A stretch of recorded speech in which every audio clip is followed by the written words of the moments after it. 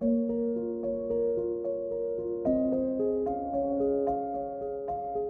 हम एक ऐसी किताब की गहराइयों में उतरने वाले जो एक सवाल से शुरू होती है। क्या क्या कोई इंसान सिर्फ एक रात में पूरी तरह से बदल सकता है? ये कहानी है द पावर ऑफ नाउ की, जो सिर्फ एक किताब नहीं बल्कि एक इंसान के, आप कह सकते हैं, गहरे डिप्रेशन से निकलकर परम आनंद तक पहुंचने का एक पूरा सफर है। बिल्कुल। और इसकी सबसे दिलचस्प बात यह है कि ये कोई किताबी ज्ञान नहीं है, मतलब कोई थ्योरी नहीं है।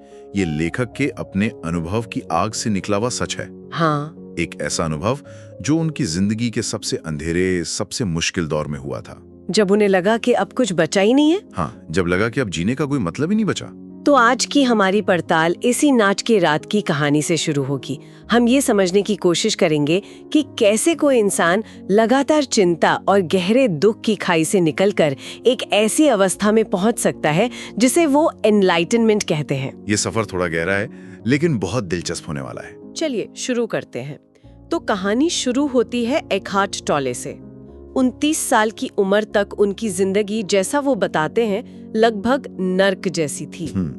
वो लगातार एक गहरी चिंता, एक डिप्रेशन में जी रहे थे। उन्हें लगता था कि इस दुख के साथ जीने का क्या फायदा, क्यों इस लगातार संघर्ष को जारी रखा जाए। मतलब जिंदगी एक बोझ बन चुकी थी। बिल्कुल। और फिर एक रात सब कुछ, आप कह सकते हैं, अपनी हद पार कर गया। उस रात क्या हुआ था? उस रात उन्हें इतना गहरा डर और अकेलापन महसूस हुआ जैसा पहले कभी नहीं हुआ था। एक अंदरूनी भूखंड जैसा था वो। उनके मन में बस एक ही ख्याल, एक ही लाइन बार बार गूंज रही थी। कौन सी लाइन? मैं अब अपने साथ और नहीं रह सकता। मैं अब अपने साथ नहीं रह सकता। ये सुनने में ही थोड़ा अजीब लगता है। हाँ, और यही बात उन्हें भी खटकी। अचानक वो इस ख्याल को जैसे बाहर से देख रहे थे।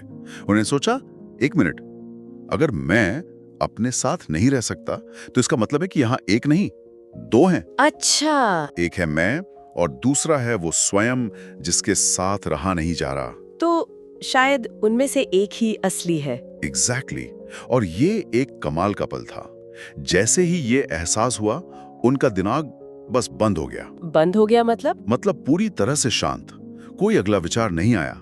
उन्हें लगा जैसे वो एक अंधेरे शून्य में, एक वॉइड में खिंचते जा रहे हैं। डर तो लगा होगा। जाहिर है, पहले तो उन्हें बहुत डर लगा, मौत का डर। लेकिन फिर अंदर से एक शांत आवाज आई, किसी चीज का विरोध मत करो।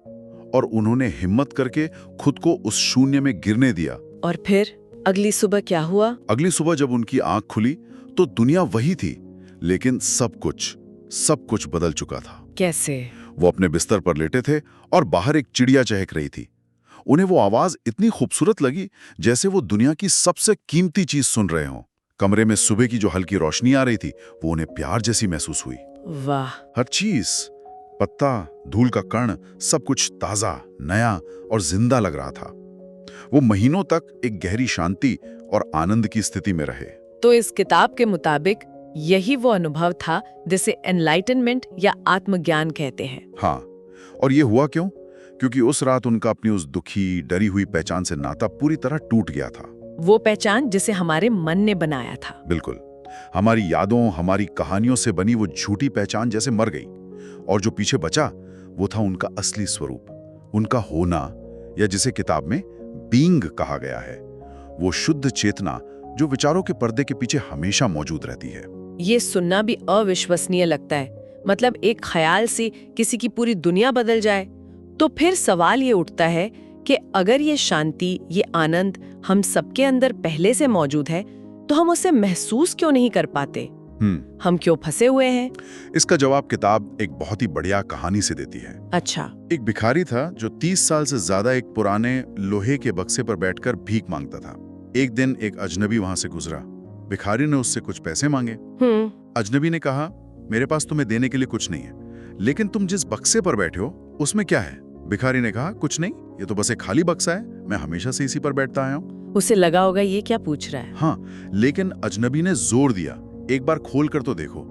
भिखारी ने बड़ी मुश्किल से उस पुराने जंग लगे बक्से को खोला और हैरान रह गया। उसमें क्या था? वो बक्सा सोने से भरा हुआ था। और वो भिखारी, वो हम सब है, और वो सोना हम सब के अंदर है।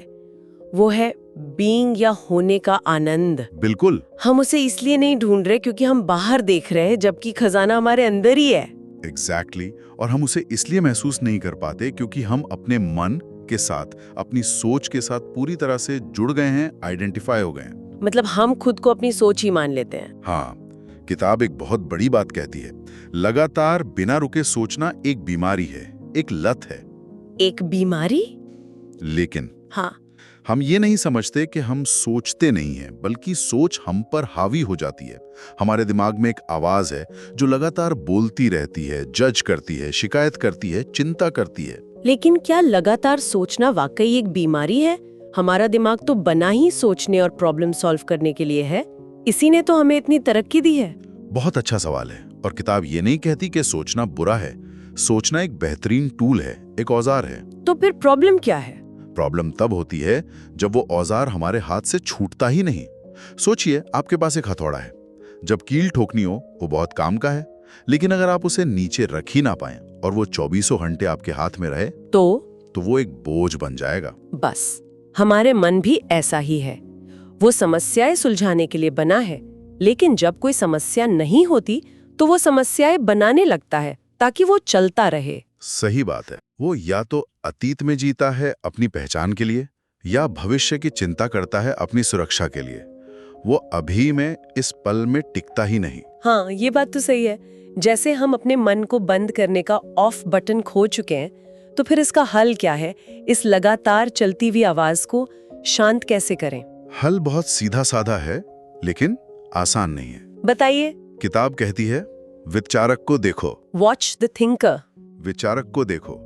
इसका मतलब क्या हुआ? इसका मतलब है अपने दिमाग में चल रही उस आवाज को बस एक गवाह बनकर सुनो, बिना उसे जज किए। हाँ, बिना उसे जज किए, बिना उससे उलझे, जैसे आप किसी और की बात सुन रहे हों। जैसे ही हम उसे देखना शुरू करते हैं, एक जादू होता है। हम उस आवाज से अलग हो जाते हैं।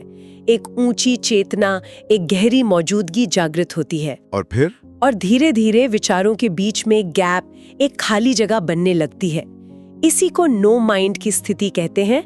और उसी खाली जगह में सच्ची शांति और सुकून होता है। तो ये जो लगातार मानसिक शोर है, ये सिर्फ हमें बेचैन ही नहीं करता, बल्कि शायद हमारे सारे दुख दर्द की जड़ भी यही है। बिल्कुल।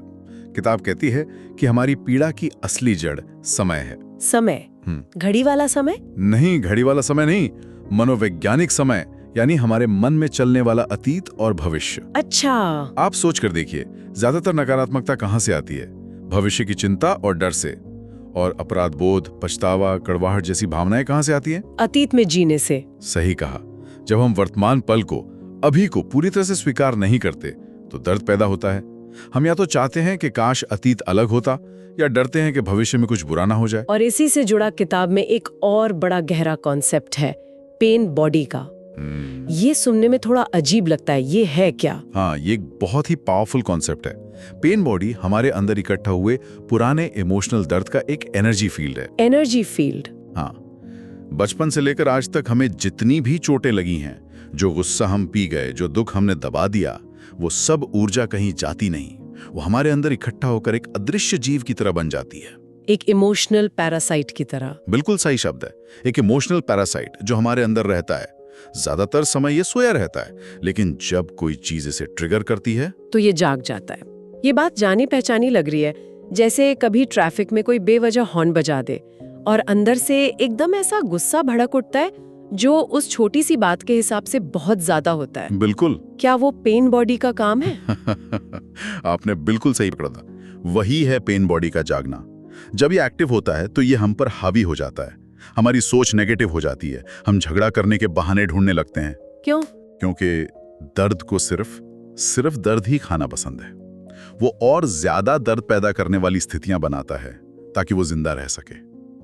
ये हम पर कब्जा कर लेता है और हम उसके जरिए बोलते और काम करते हैं। और बाद में हमें होश आता है और हम सोचते हैं, ये मैंने क्या कर दिया? एग्जैक्टली। ये तो काफी डरावना लगता है। तो इस पेन बॉडी से कैसे निपटा जाए? जब गुस्सा या दुख इतना हावी हो, तब साक्षी बनना या उसे देखना तो लगभग नामुमकिन सा लगता है। सही बात है। आप तो खुद ही वो गुस्सा बन जाते हैं। ये सच है। उस वक्त होश में रहना बहुत मुश्किल है। लेकिन तरीका वही है जो मन के लिए है। उसे लड़ना नहीं है, उसे दबाना नहीं है, बस उसे देखना है। अपनी चेतना की रोशनी उस पर डालनी है। इसका पहला कदम क्या होगा? पहला कदम है ये स्वीकार करना कि हाँ, मेरी पेन बॉडी अभी एक्टिव है। फिर अपने अंदर उस भारी नेगेटिव ऊर्जा को महसूस करने की कोशिश करें। उसे कोई कहानी मत दीजिए, जैसे उसने मेरे साथ ऐसा क्यों किया। बस उस ऊर्जा को महसूस करना है। हाँ, जैसे ही हम उसे अपनी जागरूकता की रोशनी में लाते हैं, हमारा उससे जुड़ाव टूटने लगता है। हम उसे अपनी ऊर्जा देना बंद कर देते हैं और वो धीरे धीरे घुल जाता है, कमजोर पड़ जाता है। यही अभ्यास पावर ऑफ नाउ को असल में जीना है। और ये जो पेन बॉडी है, ये अकेले में तो हमें परेशान करती ही है, लेकिन मुझे लगता है कि रिश्तों में तो ये जैसे आग लगा देती होगी। आपने बिल्कुल नब्ज पकड़ ली। अक्सर हम अपने पार्टनर से नहीं, बल्कि एक दूसरे की पेन बॉडी से लड़ रहे होते हैं। अच्छा। एक की पेन बॉडी दूसरे को ट्रिगर करती है और फिर दोनों की पेन बॉडीज एक दूसरे पर हमला करती हैं। इसी से वो भयानक लव हेट वाली डायनामिक्स बनती है, जहां पल में प्यार और पल में जोरदार झगड़ा होता है। तो किताब के हिसाब से ज्यादातर लव रिलेशनशिप्स कुछ समय बाद इतने दर्द भरे क्यों हो जाते हैं? किताब के अनुसार ऐसा इसलिए होता है क्योंकि ज्यादातर रिश्ते सच्चे प्यार पर नहीं, बल्कि अहंकार मतलब ईगो की जरूरतों पर टिके होते हैं। अहंकार की जरूरतें जैसे हम अक्सर दूसरे व्यक्ति में वो संपूर्णता, वो कंप्लीटनेस खोजते हैं जो हमें अपने अंदर महसूस नहीं होती। हमें लगता है कि कोई दूसरा आकर हमें पूरा करेगा, हमारी खुशियों की वजह बनेगा। हम दूसरे के आदी हो जाते हैं, एक नशे की तरह। शुरुआत में तो सब अच्छा लगता है। हाँ, लेकिन ये प्यार नहीं, ये एक जरूरत है, एक अटैचमेंट है। और जब वो पार्टनर हमारी उम्मीदें या जरूरतें पूरी नहीं कर पाता, जो कि वो कभी कर ही नहीं सकता, तो वही रिश्ता जो खुशी दे रहा था गहरे दर्द का कारण बन जाता है। प्यार नफरत में बदलने लगता है और जो कोमलता थी वो एक क्रूर हमले में बदल जाती है। तो फिर सच्चा रिश्ता क्या है? सच्चा रिश्ता तब शुरू होता है जब हम उसे अपनी खुशी का जरिया बनाने की बजाय उसे एक आध्यात्मिक अभ्यास या साधना की तरह देखते हैं। एक साधना? हाँ, एक ऐसा अभ्यास जो हमें कॉन्शियस या जागरूक बनाने के लिए है, खुश करने के लिए नहीं। इसका मकसद है हमें हमारी पेन बॉडी, हमारे अहंकार के पैटर्न्स दिखाने में मदद करना। इसका मतलब है अपने पार्टनर को पूरी तरह से स्वीकार करना, बिना उन्हें बदलने या जज करने की कोशिश किए। बिल्कुल। ये सुनने में बहुत आसान लगता है, पर शायद जिंदगी की सबसे मुश्किल चीज यही है। बिल्कुल। जब हम अपने पार्टनर की शिकायतों या प्रतिक्रियाओं में डिफेंसिव होने के बजाय उसे अपने अंदर के पैटर्न को देखने का एक मौका समझते हैं, तो हम जागरूक होने लगते हैं। और फिर जब हम ऐसा करते हैं तो अहंकार के सारे खेल, सारे ड्रामा खत्म हो जाते हैं। तब या तो वो रिश्ता सच्चे प्यार में और गहरा होता है, या फिर बिना कड़वाहट के प्यार से ही खत्म हो जाता है। हाँ, क्योंकि उसका आध्यात्मिक मकसद पूरा हो गया होता है। तो सच्चा प्यार है क्या? अगर ये जरूरत नहीं है, अटैचमेंट नहीं है, तो फिर क्या है? सच्चा प्यार किसी को स्पेशल नहीं बनाता, इस मतलब में कि आप सिर्फ एक से प्यार करते हैं और बाकियों से नहीं। ये हमारे अंदर से आता है, बाहर से नहीं। जैसे सूरज की रोशनी। क्या बात है, बहुत अच्छा उदाहरण है। जैसे सूरज की रोशनी सबके लिए होती है। जब हम अपने पार्टनर में उसी बीइंग को, उसी चेतना को महसूस करते हैं जो हमारे अंदर है, तब सच्चा जुड़ाव होता है। ये जुड़ाव मन और फॉर्म के पार होता है। तो कुल मिलाकर द पावर ऑफ नाउ का सार यही है। हमारी सारी समस्याओं, सारी पीड़ा की जड़ हमारा अपने मन और समय के भ्रम से पूरी तरह जुड़ जाना है। और मुक्ति का, आजादी का रास्ता है वर्तमान पल में पूरी तरह से मौजूद रहना, अपने विचारों और भावनाओं के साक्षी बनना और हर चीज को वैसे ही स्वीकार करना जैसी वो है। एकदम सही। और अंत में एक विचार जिसके बारे में सोचा जा सकता है, जो इस पूरी किताब का निचोड़ है। क्या है वो? किताब कहती है, मरने से पहले मरो और पाओ कि कोई मृत्यु नहीं है। मरने से पहले मरो। इसका मतलब उस झूठे स्वयं को, उस मन की बनाई कहानी को मरने देना है जिसे हमने अपनी पहचान बना लिया है। ये सोचने वाली बात है कि अगर हम अपनी सारी कहानियों, अपनी सारी यादों, अपने सारे दुखों को छोड़ दें, अपनी इस मानसिक पहचान को मिट जाने दें, तो पीछे क्या बचेगा? क्या बचेगा? शायद वही जो हम असल में हैं, शुद्ध, शांत और आनंद से भरपूर चेतना।